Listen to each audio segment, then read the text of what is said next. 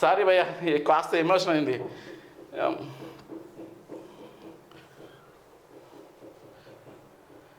చందా దేవో దందా కరో, ఇదే మీ నినాదం. రాజ్యసభలో ఖర్గే విమర్శలు. మల్లికార్జున ఖర్గే ఉత్తమ మనిషి, మంచి మనిషే.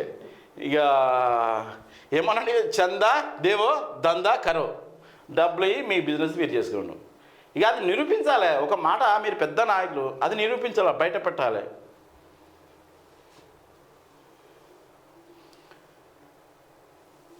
గవర్నర్తో సీఎం రేవంత్ భేటీ. గవర్నర్ రాధాకృష్ణన్ గవర్నర్తో సీఎం రేవంత్ రెడ్డి భేటీ. నామినేటెడ్ ఎమ్మెల్సీలు కేబినెట్ విస్తరణపై చర్చ. 3వ వారంలో అసెంబ్లీ సెషన్ చేపట్టే ఛాన్స్. వివిధ అంశాలపై 2 గంటల పాటు డిస్కషన్. రాజ్భవన్లో రాష్ట్ర గవర్నర్ రాధాకృష్ణన్తో ముఖ్యమంత్రి రేవంత్ రెడ్డి సోమవారం భేటీ అయ్యారు. రాష్ట్రానికి సంబంధించిన పలు అంశాలపై చర్చించినట్టు తెలిసింది.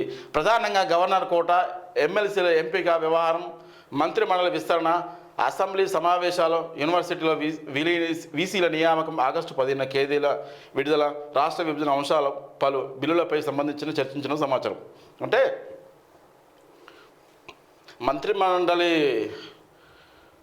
ఇంకా 6 ఖాళీలు ఉన్నాయి కదా, వాటిని భర్తీ చేసే ఉద్దేశంతో విస్తరణ కోసమని రాధాకృష్ణ సార్ను గవర్నర్ని కలిసిండ్రు.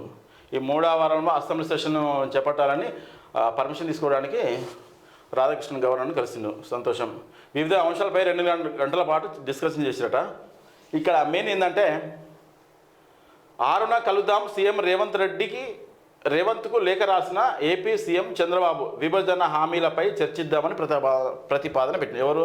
మన ఆంధ్రప్రదేశ్ ముఖ్యమంత్రి నారా చంద్రబాబు నాయుడు రేవంత్ రెడ్డికి ఒకటి లేఖ రాసిండు, మనం కలుద్దామని. సంతోషం. కలిసి ఇరు రాష్ట్రాలకు అన్యాయం జరగకుండా మంచి జరిగే విధంగా చేయండి. ఎట్టి పరిస్థితుల్లో తెలంగాణకు అన్యాయం కాకుండా చూసే బాధ్యత మన రేవంత్ రెడ్డి అన్నది. మీరు గురు శిష్యుల సంబంధమో, మీరు సహచరుల సంబంధం మాకు సంబంధం లేదు. ఎందుకంటే మీరు మాకు ముఖ్యమంత్రి, మాకు మేలు, తెలంగాణకు మేలు చేసే విధంగా మీరు ప్లాన్ ఉండాలి, ఆ విధంగా నడవాలి. మేము అడుగుతాం, విభజన ఎవరికి అన్యాయం జరగద్దు, మనకైతే అసలు అన్యాయం జరగద్దు, జరగకుండా చూసే బాధ్యత మీదే.